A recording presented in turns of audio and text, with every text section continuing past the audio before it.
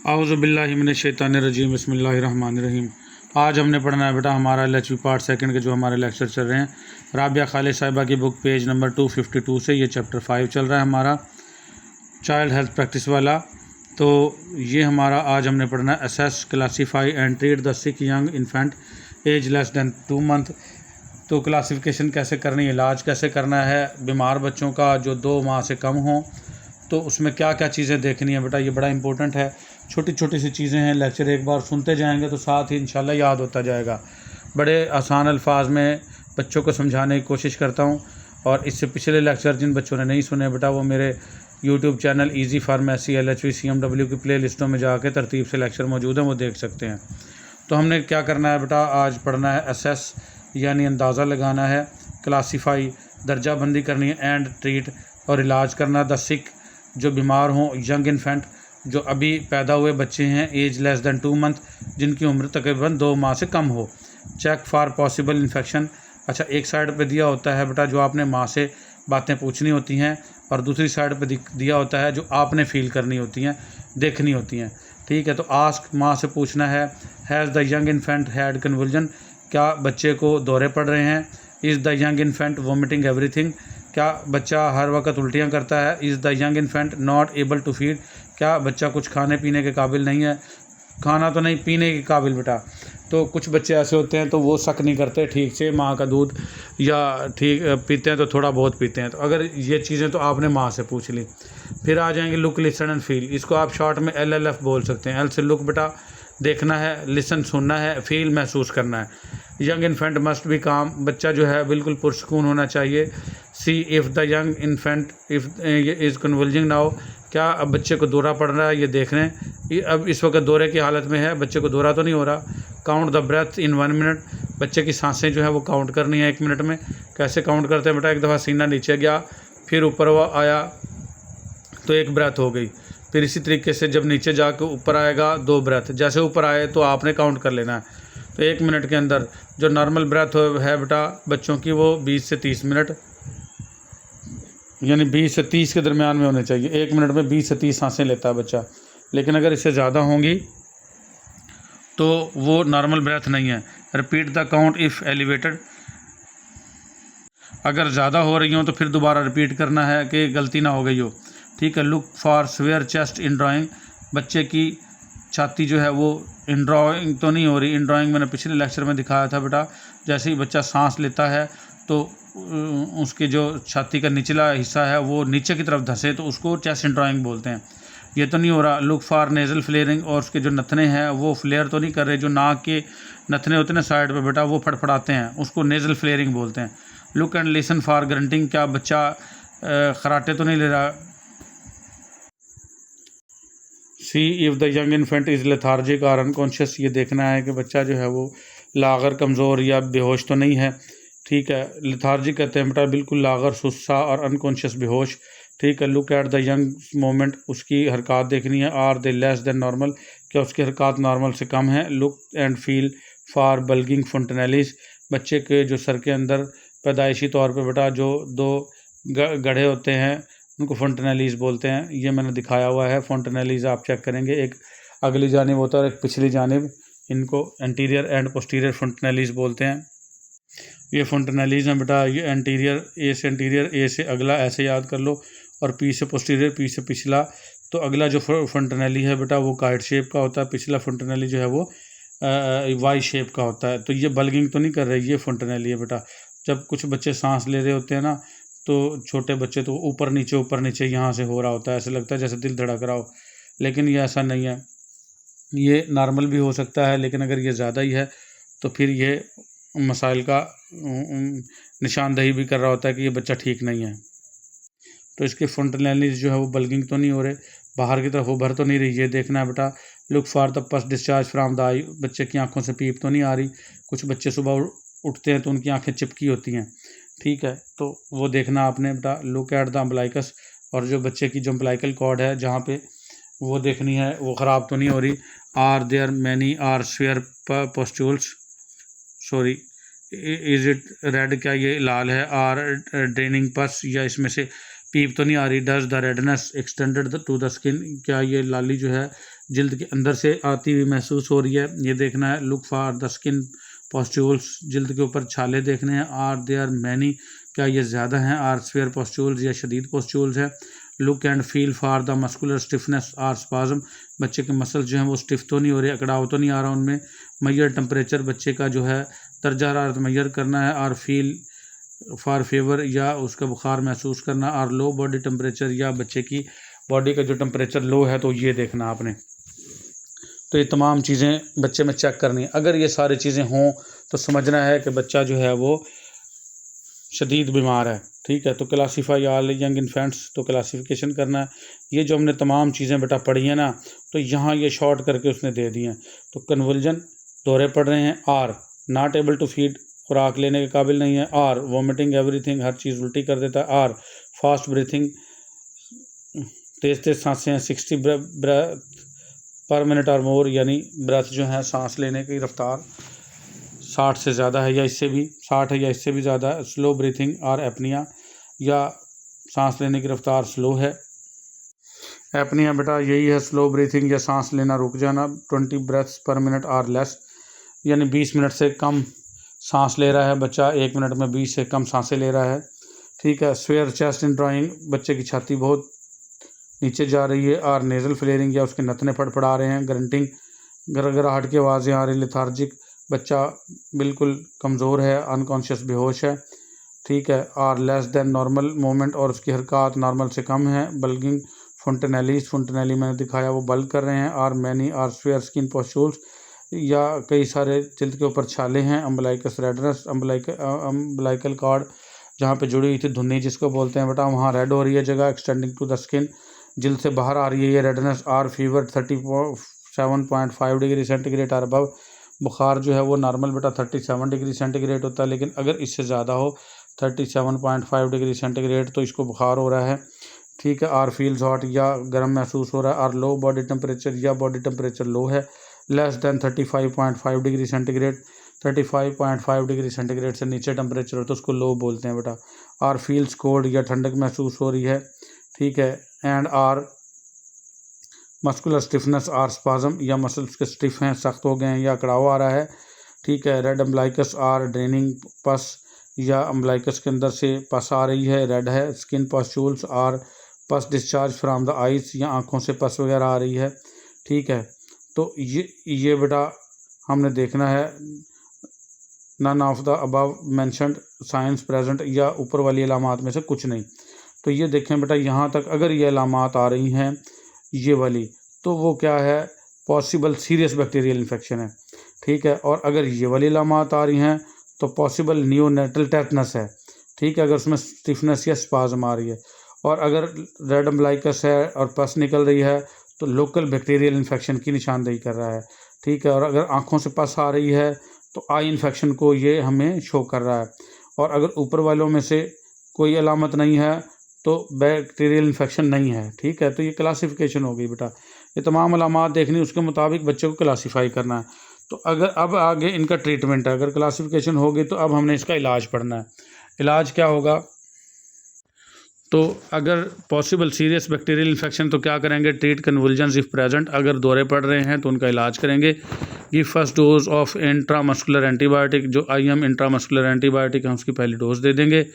Treat to prevent low blood sugar, अगर बच्चे की ब्लड शुगर लो है पिछले लेक्चर्स में भी बता के आए, तो उसको ट्रीट करेंगे। बच्चे को जो है बेटा एक ग्लूकोज जेल मिलती है, वो अंदर बच्चे के मुंह में लगा देंगे, वो इंतहाई एब्जॉर्प्टिव होती है, उससे बच्चे की शुगर डाउन हो यानी अप हो सकती है। माँ बच्चे को अपना दूध पिला दे, उसके अंदर भी तमाम शुगर, कार्बोहाइड्रेट्स, लिपिड्स, प्रोटीन सब कुछ होते हैं।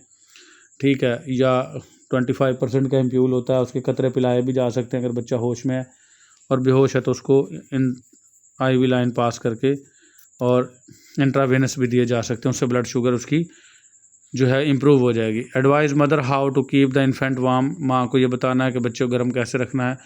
On the way to the hospital, जब वो अस्पताल जा रही हो, रेफर अर्जेंटली टू हॉस्पिटल, ऐसे बच्चे को फ़ौरन से हॉस्पिटल रेफ़र करना है। मस्कुलर स्टिफनेस और स्पाज्म, जिसको मस्कुलर स्टिफनेस या स्पाज्म था। ठीक है। तो अगर ये अलामात हों, ये मस्कुलर स्टिफनेस और स्पाज्म हो, तो ये पॉसिबल नियोनेटल टेटनस है। टेटनस बेटा तशन्नुज जिसको बोलते हैं। तो अगर है तो उसको गिव रेक्टल डेज़िपाम कल मैं बता के आया बेटा। पखाने के रास्ते इंजेक्शन देना होता है डेज़िपाम का। ये नशावर या सुकून आवर कह सकते हो आप इसको। तो जो दौरे पड़ रहे हैं बच्चे को तो वो ठीक हो जाएंगे। Treat to prevent low blood sugar, तो ट्रीटमेंट करनी वही लो ब्लड शुगर की। रेफर अर्जेंटली टू हॉस्पिटल, तो हॉस्पिटल में रेफ़र करना है। अगर लोकल बैक्टीरियल इन्फेक्शन है यानी पस वगैरह आ रही है अम्बलाइकस से या आँखों के अंदर से, तो ये लोकल बैक्टीरियल इन्फेक्शन, उसका इलाज कैसे करना है बेटा। Give an appropriate local antibiotic for I, आँखों के लिए आँखों के इन्फेक्शन के लिए अप्रोप्रिएट एंटीबायोटिक देनी है। अप्रोप्रिएट लोकल है aseptic antiseptic for skin infection, अगर स्किन इन्फेक्शन है तो लोकल एंटीसेप्टिक देनी है। Treat for the mother to treat local infection at home, यहाँ पे एजुकेट भी लिख सकते हैं बेटा। माँ को आपने ये ट्रीट करना है और ये बताना है कि लोकल इन्फेक्शन हो तो घर में कैसे उसको ट्रीट करते हैं। Advise mother to give home care for the young infant, माँ को नसीहत करनी है कि जो बच्चे हैं उनकी घर में केयर करे। फॉलो अप इन 2 days, और 2 दिन में फॉलो करे। लेकिन अगर इनमें से कोई अलामात नहीं है तो ये बैक्टीरियल इन्फेक्शन नहीं है। Advise mother to give home care for young infants, माँ को नसीहत करें कि बच्चे की सिर्फ घर में ही देखभाल करनी है। ठीक है बेटा, तो ये था हमारा सिक चाइल्ड। अगर 2 माह से कम है तो उसको क्लासीफाई करना है और उसका क्या क्या इकदाम करने हैं। ये तमाम इकदाम बेटा बहुत आसान है, LHV माओं को समझा सकती है, सिखा सकती है। चेक द जॉइंटस, जो यरकान है उसको चेक करना आपने, आस्क उससे पूछना है।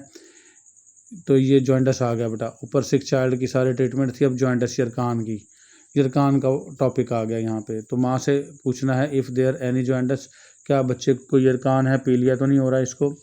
ठीक है। Look listen and feel, LLF क्या करना आपने बेटा, लुक फॉर जॉइंटस, जॉइंटस देखना आपने। Extending up to hands and feet, और उसके हाथ और पाँव को देखना है, वहाँ तक तो नहीं फैल रहा ये। Extending up to arms and legs, और उसके बाजुओं और टांगों तक तो नहीं जा रहा ये जॉइंटस, यानी पीलिया यरकान, उसके हाथ पाँव पीले तो नहीं हो रहे। Joints but not expanding up to arms and legs, joints तो है लेकिन हाथों और बाजुओं तक नहीं जा रहा। ये चीज़ें फील करनी है आपने। डिटरमाइन बर्थ वेट, बच्चे का जो पैदाइशी तौर पे वज़न है वो डिटरमाइन करना। For baby less than 7 days, जो बच्चा 7 दिन से कम हो तो जॉइंटस भी चेक करना, उसका वज़न भी देखना है बेटा। तो जॉइंटस को कैसे क्लासीफाई करेंगे आप बेटा, तो बर्थ वेट 1.5 किलोग्राम से कम एंड जॉइंटस, अगर बच्चे का जो पैदाइशी वज़न है 1.5 किलोग्राम से कम हो, उसको यरकान हो, या बर्थ वेट 1.5 to 2.5, बच्चे का वज़न जो है 1.5 किलो से 2.5 किलो के दरमियान हो, और जॉइंटस भी हो extending up to arms and legs, उसके बाजुओं और टांगों तक उसका जॉइंटस पहुंच रहा है, पीले हो रहे हैं उसके बाजू टांगे। Birth weight greater than 5 kilogram and joints extending up to hands and feet, या उसका जो सा है जॉइंटस पाँव और हाथों तक भी जा रहा है, तो ये क्या है बेटा, सिग्निफिकेंट जॉइंटस, ये वाज़े जॉइंटस है, यहाँ तक के अलामात। ठीक है। तो इसको हमने क्लासिफिकेशन क्या करना है कि वाज़े जॉइंटस है, उसके ट्रीटमेंट क्या करेंगे बेटा, इलाज क्या करेंगे। Treat to prevent low blood sugar, हर मर्ज़ में सबसे पहले आपने उस ब्लड शुगर को मेंशन करना है बेटा। अगर ब्लड शुगर लो हो गई, ऐसे बच्चे को इसको यरकान है या खा पी ठीक से नहीं रहा, उसकी ब्लड शुगर लो हो गई, तो बहुत सारे बच्चों के वहाँ सिर्फ़ और सिर्फ ब्लड शुगर लो होने की वजह से होती है। तो सबसे पहला इलाज क्या है कि आपने ब्लड शुगर को ट्रीट करना है। Advise the mother how to keep the young infant warm, वही सेम ट्रीटमेंट आ गई। माँ को बताना आपने, नसीहत करनी कैसे बच्चे को गर्म रखना है। On the way to hospital, अस्पताल जाने तक रेफ़र अर्जेंटली टू हॉस्पिटल, तो ऐसे बच्चे को जिसके हाथ पैर पीले हो रहे हों तो रेफ़र कर देना अर्जेंटली, ये सीवियर जॉइंटस है। ठीक है। अगर दूसरी इलामात आ जाएँ, joints on the extending up to the arms and legs, joints जो है वो एक्सटेंड नहीं कर रहा, नाट आ गया बेटा, आर्म्स और लेग्स तक नहीं जा रहा, नॉट सिग्निफिकेंट जॉइंटस, तो ये यरकान के अलामात नहीं है। तो फिर भी माओ को क्या नसीहत करें, advise a mother to breast feed as often, माओ को नसीहत करें कि अपने बच्चे को ऐसे ही दूध पिलाएं जैसे पहले पिला रही हैं। And for as long as infant wants, और तब भी दूध पिलाएं जब बच्चा चाह रहा हो, रो रहा हो, ये ना हो कि आप गौर ही ना करें।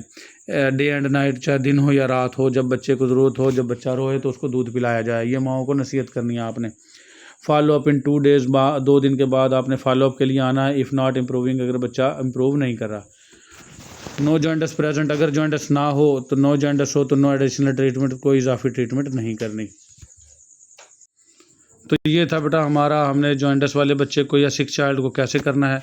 अब आ जाएगा हमारा इम्यूनाइजेशन। बेटा ये फर्स्ट ईयर में भी आ गया था, फर्स्ट ईयर में भी था ये टॉपिक, सेकेंड ईयर में भी ये बहुत इंपॉर्टेंट है। इम्यूनाइजेशन क्या है बेटा? क़ुव्वत मुदाफ़त बढ़ाना। जो हिफाजती टीके लगाए जाते हैं बच्चों को, वो क्या है समझ लो, इम्यूनाइजेशन है। ठीक है, तो मुख्तलिफ़ किस्म की बीमारियां हैं, तकरीबन 9 किस्म की बीमारियां हैं और उनके इंजेक्शन लगाए जाते हैं और वैक्सीन्स दी जाती हैं, तो ये इम्यूनाइजेशन है। तो इम्यूनाइजेशन का टॉपिक भी कोशिश करेंगे काफ़ी हद तक कवर करें इसमें, और ये जो बकिया चैप्टर है इसको 2 लेक्चर्स में वाइंड अप करें। तो इम्यूनिटी आ गया। इम्यूनिटी क्या है बेटा? इफ़ यू हैव मीज़ल्स, अगर आपको कोई मीज़ल हो गया, you can not have it again, आप उसको दोबारा कभी मीज़ल्स नहीं होगा।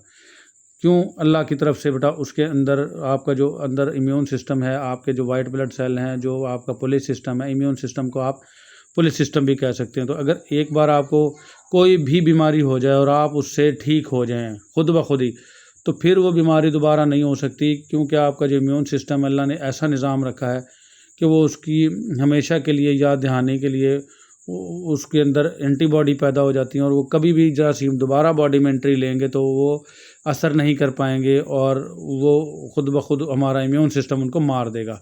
तो वही बताना चाह रहा है कि अगर आपको पहले मीज़ल हुआ है तो आपको दोबारा कभी मीज़ल्स नहीं होगा। Your body has becomes immune to the measle, क्योंकि आपकी बॉडी इम्यून हो जाएगी मीज़ल से। When you have an infection, जब आपको कोई इन्फेक्शन होता है, your body learns to make antibodies against the micro organism, आपकी बॉडी सीख जाती है कि किस तरीके से इस इन्फेक्शन का जो माइक्रो ऑर्गेनिज़म है उसके ख़िलाफ़ एंटीबॉडी बनानी है। ठीक है, वायरसेस हो और बैक्टीरिया हो, दैट काजेज इट, जो इसकी वजह बन रहा है। तो ये बेटा जहन में रखना। अच्छा, कुछ चीज़ें हैं यहाँ पे मैं बता दूँ, जो चीज़ बाहर से एंट्री लेगी, जो इन्फेक्शियस एजेंट होगा, उसको हम कहते हैं एंटीजन, और जो आपकी बॉडी बनाती है उसको मारने के लिए जो बॉडी में बनता है, बॉडी से याद रख लें, एंटीबॉडी होता है। तो जैसे ही कोई इन्फेक्शियस एजेंट दाखिल होगा उस माइक्रो ऑर्गेनिज्म, चाहे वो वायरस है या बैक्टीरिया है, आपकी बॉडी उसके ख़िलाफ़ एंटीबॉडीज़ बनाना सीख लेगी। The antibodies kill the organism, ये एंटीबॉडीज़ उस ऑर्गेनिज्म को मार देंगी and prevent it from growing in your body again, और इससे भी बचाएंगी कि ये ऑर्गेनिज्म आपकी बॉडी में दोबारा नशो नुमा पाए। They work only against the particular infection, और ये एंटीबॉडी उस ख़ास इन्फेक्शन के लिए काम करेंगी, नॉट अगेंस्ट द अदर्स, दूसरे के लिए नहीं होंगी। यानी अगर मीज़ल हुआ है तो मीज़ल से तो हमेशा के लिए बच गया, लेकिन अगर पोलियो वाला है तो पोलियो के ख़िलाफ़ ये एंटीबॉडीज़ काम नहीं करेंगी। एक किस्म का माइक्रो ऑर्गेनिज्म, चाहे वो बैक्टीरिया हो या वायरस हो, उसकी एंटीबॉडी बन गई तो उसी से रोकेंगी, दूसरे से नहीं रोकेंगी। तो इसलिए जो है आपकी बॉडी के अंदर हम आर्टिफिशली मसनूई तौर पे ये इम्यूनाइजेशन, इन क़ुव्वत मुदाफ़त पैदा करने के लिए हम जो बीमारियां हैं उन्हीं के जो वैक्सीन बना रखे हैं। और वैक्सीन में होता क्या है, या तो ज़िंदा कमज़ोर किए गए उसी बीमारी के जरासीम होते हैं जिससे वो बीमारी फैलती है, ताकि हमारा जो इम्यून सिस्टम है उसको मारने के लिए एंटीबॉडी बना ले और उसकी शनाख्त कर ले। ठीक है, 2 किस्म की वैक्सीन होती है बेटा, लाइव एटीन्यूएटेड वैक्सीन यानी ज़िंदा वैक्सीन है लेकिन कमज़ोर किए गए जरासीम है, या उन जरासीमों को मारा हुआ है, वो डेड वैक्सीन कहलाती है। ठीक है, तो ताकि आपका जो इम्यून सिस्टम है जो कुदरती तरीके से काम करता है उसको हम मसनूई तरीके से भी काम करवा लें। कुदरती से तो ये हुआ कि आपको खुद ब खुद बीमारी हुई, खुद ब खुद आप ठीक हो गए तो इम्यूनिटी पैदा होगी, लेकिन फिर भी कुछ बीमारियां ऐसी हैं जिनके जरासीम आपकी बॉडी में इंटर नहीं होते, उनको हम खुद दाखिल करते हैं आपके हिफाजती टीकों की सूरत में, ताकि उनके ख़िलाफ़ जो है एंटीबॉडी जिस्म में बन जाएं, ताकि मुस्तकबिल करीब में पूरी ज़िंदगी अगर वो जरासीम असल वाले एंट्री भी ले लें आपकी बॉडी में तो आपको बीमार ना कर पाएँ। ठीक है, for the first few months of the life, ज़िंदगी के जो पहले चंद मंथ होते हैं, a baby is protected against many infections, बच्चे को बचाया जाता है बहुत सारे इन्फेक्शन से, बाय इट्स मदर्स एंटीबॉडीज़, और कौन बचाता है? उसके माँ की जो एंटीबॉडीज़ हैं जो वो बचाती हैं। These come from the mother's blood, ये आती हैं माँ के खून से, एंड क्रॉस द प्लेसेंटा, और प्लेसेंटा क्रॉस करती हैं, ठीक है, इनटू द बेबीज़ बॉडी, और बच्चे के जिस्म में आ जाती हैं बिफोर बर्थ, पैदाइश से पहले। There are also antibodies in the breast milk, और फिर कुछ एंटीबॉडीज़ होती हैं जो माँ के दूध में होती हैं, स्पेशली इन कोलोस्ट्रम, और ख़ास तौर पे कोलोस्ट्रम में। जो पहला दूध होता है गाढ़ा वाला, शुरू में बच्चा पैदा होने के फ़ौरन बाद आता है, उसको कोलोस्ट्रम बोलते हैं बेटा। जो गाय भैंस बकरियां हैं उनका भी आता है, जिसको हम वो खीस या बोली इस टाइप का कहते हैं। तो इंसानों का भी वही सीन है, वो कोलोस्ट्रम, उसमें वो बहुत ज़्यादा अहम दूध होता है, और बहुत थोड़ी मिकदार में क्यों ना हो, क्योंकि बच्चे का स्टमक भी छोटा ही होता है, तो उसके फुल मुताबिक अल्लाह पाक पैदा करता है ये। कुछ लोग इसको समझते हैं कि ये पीप है या पता नहीं क्या है, वो पिलाते नहीं, उसको ज़ाया कर देते हैं। हालांकि बच्चे के अंदर पहली एंटीबॉडीज़ जो हैं वो माँ के ब्लड के बाद इसी कोलोस्ट्रम से ही आ रही होती हैं। तो बेटा ये कोलोस्ट्रम ज़ाया नहीं करना चाहिए, पहला दूध होता है और बड़ा इंपॉर्टेंट होता है। चाहे गाय भैंस बकरी हो, उसके बच्चे को भी पिलाना होता है, ये लाजमी है बीमारियों से बचाने के लिए। और चाहे इंसान हो तो उसका भी ये कोलोस्ट्रम बहुत इंपॉर्टेंट है, इसके अंदर एंटीबॉडीज़ होती हैं which help to protect baby against the diarrhoea. और ये एंटीबॉडीज़ बच्चे को प्रोटेक्ट करती हैं, बचाती हैं मोशन से एंड अदर इन्फेक्शंस, और दूसरे इन्फेक्शन से। एट बर्थ जब बच्चा पैदा होता है the baby begin making its own antibodies, और फिर बच्चा खुद भी अपनी एंटीबॉडीज़ बनाना शुरू कर देता है। तो इम्यूनाइजेशन क्या है बेटा? Is the process of protecting the individual. ये वो प्रोसेस है जिसमें हम इंडिविजुअल को बचाते हैं फ्राम डिजीज़, बीमारियों से, through introduce a live or killed or partial component of the invading organism. तो हम इंट्रोड्यूस करते हैं, बच्चे में दाखिल करते हैं, या तो ज़िंदा होते हैं या मुर्दा होते हैं, या जुज़वी तौर पे कुछ कंपोनेंट्स होते हैं उस बीमारी वाले जो बीमारी फैलाने के लिए दाखिल होता है बॉडी के अंदर, उन जो ऑर्गेनिज्म है उनके इनटू द इंडिविजुअल सिस्टम, किस में दाखिल करते हैं? उस बच्चे के सिस्टम में, तो उससे इम्यूनिटी पैदा हो जाती है। तो इस अमल को हम क्या कहते हैं बेटा? Immunisation. The immunity is acquired after the administration of an antigen. Immunity हम हासिल कर सकते हैं, हम क्या एडमिनिस्टर करते हैं बेटा? एंटीजन। मैंने बताया जो चीज़ बाहर से दाखिल की जाएगी वो क्या होता है? एंटीजन। ठीक है, in the form of vaccine. और किस सूरत में एंटीजन दाखिल करते हैं? वैक्सीन की सूरत में। By the production of antibodies, ताकि बॉडी के अंदर एंटीबॉडीज़ बन जाएँ विद इन द बॉडी के अंदर। ठीक है, the person is then immune. अब जो शख्स है अगर एंटीबॉडी बन गई तो वो इम्यून हो जाएगा, आर प्रोटेक्टेड या महफूज हो जाएगा from the effects of disease producing agent. जो बीमारी पैदा करने वाले एजेंट हैं उनके जो असरात हैं उनसे जो है वो शख्स इम्यून हो जाएगा या महफूज हो जाएगा। अब दोबारा उसके अंदर वो ऑर्गेनिज़म जो बीमारी फैलाने वाले हैं वो एंट्री ले भी गए तो उसके अंदर पहले से ही एंटीबॉडीज़ मौजूद हैं, और वो एंटीबॉडीज़ जो हैं वो उस एंटीजन को किल कर देंगी और बीमार नहीं होगा। द 6 टारगेट डिजीज़, कुछ 6 टारगेट डिजीज़ हैं, ये बेटा मारूजी बन सकती है और आ भी सकता है कि टारगेट डिजीज़ कौन सी है जिनकी हम इम्यूनाइजेशन करते हैं, हिफाजती टीके लगवाते हैं। वो there are 6 important infectious diseases, 6 बहुत अहम इन्फेक्शस डिजीज़ हैं दैट आर वेरी सीरियस, जो कि बहुत सीरियस हैं, and which can kill or cripple many children, जो कि बच्चों को या तो मार देती हैं या माजूर बना देती। क्रिपल मीन लंगड़ा लूला, अपाहज कर देती हैं। Even though other children survive, हत्ता के कुछ बच्चे जो हैं वो इसका मुकाबला भी कर जाते हैं, एंड बिकम इम्यून भी हो जाते हैं। दीज 6 डिजीज़ आर, ये 6 बीमारियां कौन कौन सी हैं बेटा? पोलियो मेलाइटस है, पोलियो आपको पता ही है, मीज़ल्स खसरा है, डिफ्थेरिया खन्नाक है बेटा, पर्टूसिस जिसको वूपिंग कफ भी कहते हैं, काली खांसी या कुत्ता खांसी, टेटनस तशन्नुज होता है बेटा, एंड ट्यूबरकुलोसिस और टीबी हो गया। तो ये 6 बीमारियां हैं, इनकी लाजमी वैक्सीनेशन करवाई जाती है, जिसको हम क्या कहते हैं बेटा? Immunisation. We give a child a vaccine, हम बच्चे को वैक्सीन देते हैं दैट इज़ वीकेंड, जो कि कमज़ोर की गई होती है फ्राम द माइक्रो ऑर्गेनिज्म को कमज़ोर करके बनाई गई होती है, विच काज द डिजीज़, जो कि बीमारी की वजह बनता है। यानी उसी इन्फेक्शस एजेंट को कमज़ोर करके हम बॉडी में एंटर करते हैं। वी गिव इधर अ स्मॉल इंजेक्शन, हम देते हैं उसको छोटा सा injection, or a few drops by mouth, या चंद कतरे देते हैं मुंह के ज़रिए, जैसे पोलियो वाले देते हैं बेटा। The vaccine makes the child's body produce antibodies, ये वैक्सीन इस काबिल बनाती है इंसान के जिस्म को कि उसमें एंटीबॉडी बने, but it does not give him the disease, लेकिन वो उसको बीमार नहीं करती। तो सवाल यहाँ पे ये पैदा होता है बेटा कि जैसे हम जो बीमारी वाला एजेंट है उसी को ही बॉडी में एंटर कर रहे हैं, उससे तो बीमार करना चाहिए, लेकिन बेटा हम उसको इतना कमज़ोर कर देते हैं कि वो बीमारी नहीं फैलाता और हमारा इम्यून सिस्टम उसको मारने के लिए एंटीबॉडी ज़रूर बना लेता है। वो एंटीबॉडी बन जाएंगी, उसको मारेगा, और हमारा इम्यून सिस्टम ये शेर बन जाएगा, समझेगा कि मैंने इसको मारा है, और फिर कभी मुस्तकबिल करीब में उसके अगर फुल एक्टिव जो है ऑर्गेनिज़म भी एंट्री ले गए तो वो एंटीबॉडीज़ पहले से ही मौजूद होंगी और वो उनको भी मार देगी, और वो कहेगी तू फिर आ गया, मैं तेन पहले भी मारा सी हैं। पहले क्या था, हमने उसको वैक्सीन की सूरत में इंट्रोड्यूस करवाया था बॉडी के अंदर, पहले ही हमने धोखा दिया है अपने इम्यून सिस्टम को कि कमज़ोर किए हुए थे, ताकि हमारा इम्यून सिस्टम जो है वो उनके ख़िलाफ़ एंटीबॉडीज़ बना ले बेटा। तो ये इंजेक्शन की सूरत में वैक्सीन देते हैं या ड्रॉप्स की सूरत में देते हैं। ठीक है।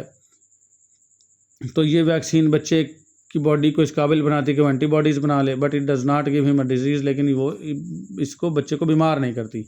सो he become immune without becoming ill, तो बच्चा जो है वो इम्यून हो जाता है और बीमार भी नहीं होता।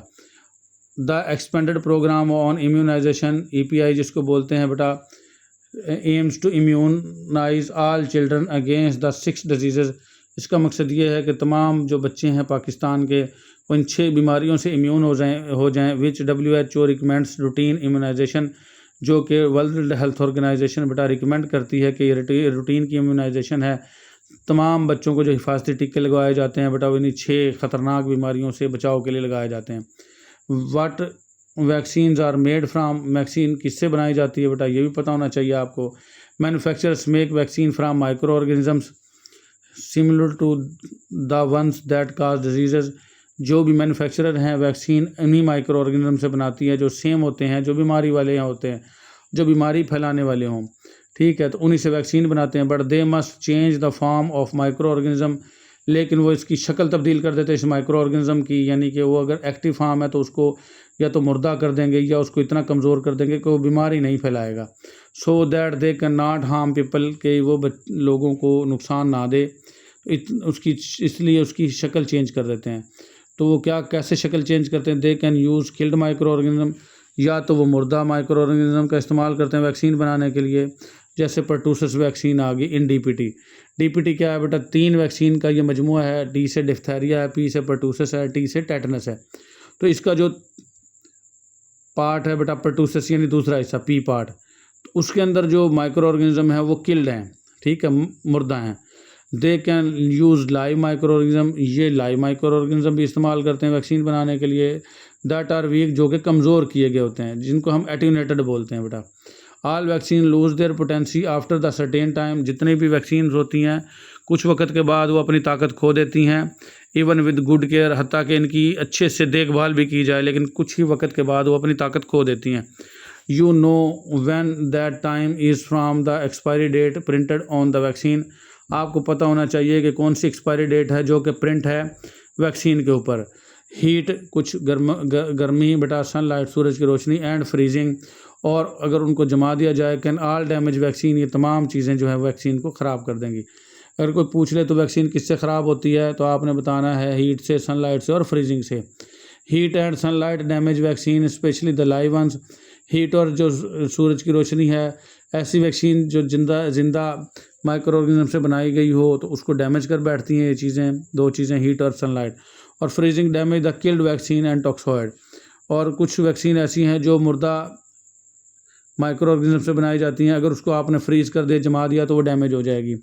टॉक्सॉइड भी बेटा क्या होते हैं? कुछ माइक्रो ऑर्गेनिज्म का जो जहर है उससे बनाई गई वैक्सीन क्या कहलाती है? टॉक्सॉइड, ठीक है। तो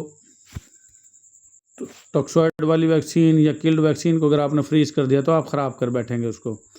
the safest thing to do the keep all vaccine at the correct cold temperature, जो सबसे महफूज चीज़ ये है कि बेटा तमाम वैक्सीन को आपने महफूज ठंडे टेम्परेचर पर रखना है, और वो कितना है बेटा? 0 to 8 डिग्री सेंटीग्रेड है। And out of the sunlight, और सूरज की रोशनी से दूर रखना है।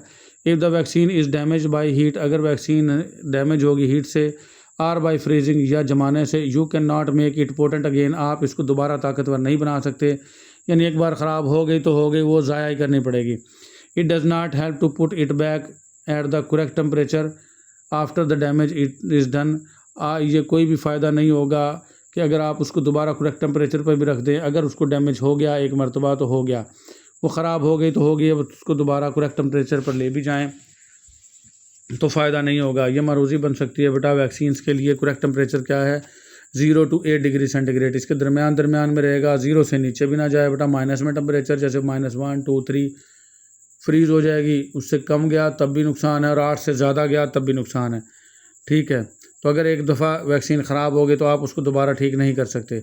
Other things that damage vaccine, कुछ और चीज़ें भी हैं जो कि वैक्सीन को ख़राब करती हैं, और डिसइंफेक्टेंट्स एंड एंटीसेप्टिक्स, डिसइंफेक्टेंट और एंटीसेप्टिक हैं। डिसइंफेक्टेंट जो बेटा फ़र्श पे मारते हो आप, फ़िनाइल वगैरह, और कुछ एंटीसेप्टिक हैं जैसे पायोडीन और सिपरेट हो गई, तो इससे भी वैक्सीन जो है वो ख़राब हो जाती हैं, इंक्लूडिंग सिपरेट एंड डिटर्जेंट इसमें सिपरेट और डिटर्जेंट शामिल हैं।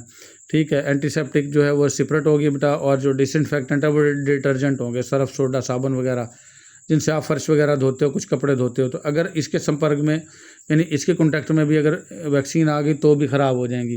तो चौथी चीज़ आ गई, 3 चीज़ें पहले क्या थी बेटा, हीट से, सनलाइट से, और किससे ख़राब हो रही थी वैक्सीन, फ्रीजिंग से, फ्रीज करने से। ठीक है, और जो चौथी चीज़ आ गई बेटा वो क्या है, उसमें एंटीसेप्टिक हैं और डिटर्जेंट हैं। ठीक है, या डिसइंफेक्टेंट्स हैं। We use disinfectants and antiseptic to kill germs, क्योंकि हम हमेशा डिसइंफेक्टेंट और एंटीसेप्टिक का इस्तेमाल करते हैं जर्म्स को मारने के लिए। That we do not want, जो जिनकी हमें ज़रूरत ना हो, ऐसे जरासीमों को मारने के लिए हम इनका इस्तेमाल करते हैं। तो लेकिन वैक्सीन वाले तो बेटा हमें चाहिए ना माइक्रो ऑर्गेनिज्म। तो अगर आपने उनको वैक्सीन को डिसइंफेक्टेंट या आपने एंटीसेप्टिक लगा दिया तो वो वैक्सीन वाले जो वैक्सीन के अंदर माइक्रो ऑर्गेनिज्म है वो भी मर जाएंगे। ठीक है, but they also kill live vaccines. लेकिन ये अगर हमने इस्तेमाल किया तो ये लाइव वैक्सीन को भी मार देगी और वैक्सीन किसी खाते की नहीं रहेगी, किसी काम में नहीं आएगी।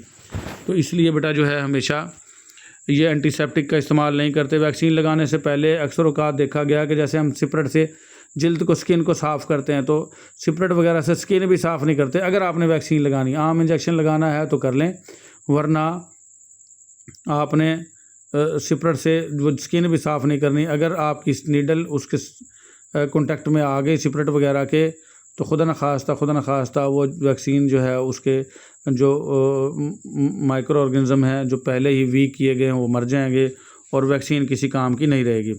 सो to sterilise immunisation equipment you must boil it in water. तो अगर आपने इम्यूनाइजेशन आलात को स्टेरिलाइज करना है, जरासीम से पाक करना है, तो आप इनको पानी में ही बॉयल करेंगे, वो सिपरेट वगैरह से साफ़ नहीं करेंगे उनको। If your syringes and needles have been in contact with disinfectants, soap, spirit और एंटीसेप्टिक, अगर आपकी सिरिंज या नीडल डिसइंफेक्टेंट, साबुन या सिपरेट इनके कॉन्टैक्ट में आ गई है या एंटीसेप्टिक के कॉन्टैक्ट में आ गई है, वॉश दैम वेरी थॉरोली। इन चीज़ों को आपने दोबारा से अच्छे से धोना है बिफोर यू स्टेरिलाइज दैम, आप इनको स्टेरिलाइज करने से पहले, एंड यूज़ दैम, और इनको इस्तेमाल से पहले। क्योंकि आपने अगर वैक्सीन इसी तरीके से डाल दी तो वो वैक्सीन के अंदर जो माइक्रो ऑर्गेनिज्म है वो मर जाएंगे और जो हमारा मकसद है वो सारा ख़त्म हो जाएगा और एंटीबॉडीज़ नहीं बनेंगी जिस्म में। ठीक है, तो आज का हमारा लेक्चर बेटा इतना ही। टेम्परेचर एंड थर्मामीटर वो हम पढ़ेंगे अगले लेक्चर में। आज के लिए इतना ही। अल्लाह हाफिज़।